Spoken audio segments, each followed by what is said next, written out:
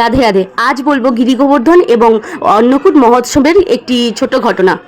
শরতের ঠিক মাঝামাঝি সময়ে কার্তিক মাসে ব্রজবাসীরা মহা সমারোহে ইন্দ্র পূজার আয়োজন করেন। কৃষ্ণর বয়স তখন 7 বছর। তার পিতা এবং অন্যান্য লোকেরা কাজে ব্যস্ত দেখে কৃষ্ণ জিজ্ঞাসা করলেন, বাবা তোমরা কি করছো? তখন নন্দ মহারাজ বললেন, আমরা ইন্দ্র পূজা করছি। কৃষ্ণ জিজ্ঞাসা করলেন, ইন্দ্র পূজা কেন করছো?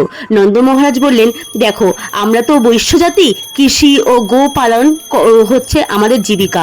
গো পালনের জন্য আমাদের ঘাসের দরকার, চাষবাসের জন্য আমাদের বৃষ্টির প্রয়োজন, আর ইন্দ্র হচ্ছেন বৃষ্টির দেবতা। তাই আমরা ইন্দ্রের পূজা করি, যাতে ইন্দ্র আমাদের প্রতি প্রসন্ন হয়ে বৃষ্টি দান করেন। কৃষ্ণ বললেন, বাবা সুসাগরে মাঝখানে তো কেউই ইন্দ্র পূজা করে না, তাহলে সেখানে কেন বৃষ্টি হয়? দেখো বাবা, শুধু শুধু লৌকিক আচার করে আমাদের কি লাভ? আমাদের জীবিকা গোপালন।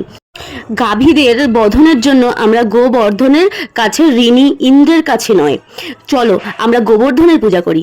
নন্দ মহারাজ একটু চিন্তা করে দেখলেন, তাই তো আমরা ভাবছি যে ইন্দ্রকে পূজা করার ফলে বৃষ্টি হচ্ছে, কিন্তু অনেক জায়গায় তো ইন্দ্র পূজা হয় না, সেখানেও তো বৃষ্টি হয়।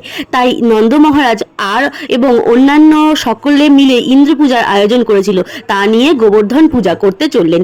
সমস্ত উপহারগুলোকে জড়ো করা হলো, সেটা একটি পাহাড় রূপে ধারণ করলো। অন্নকূট বা অন্নের পাহাড়, যে রকম সবজি রান্না করা হয়েছিল সেগুলি দিয়ে সাজানো হলো। তারপর সেই পাহাড়ের ওপর এত পরিমাণে ঘি দেওয়া হলো যেন একটি ছোট্ট নদী তৈরি হলো। এইভাবে অন্নের পাহাড় তৈরি হলো। এতে ইন্দ্রদেব রুষ্ট হয়ে প্রচণ্ড ঝড় বৃষ্টি দিল। তখন ব্রজবাসীরা খুবই চিন্তিত হয়ে পড়লেন, এবং তখন সেই চিন্তার হাত থেকে বাঁচানোর জন্য ছোট্ট ভগবান 7 বছরের ভগবান গিরি গোবর্ধনকে কনিষ্ঠ আঙুলে ধারণ করেছিলেন আর ব্রজবাসীদের সকলকে বাঁচিয়েছিলেন।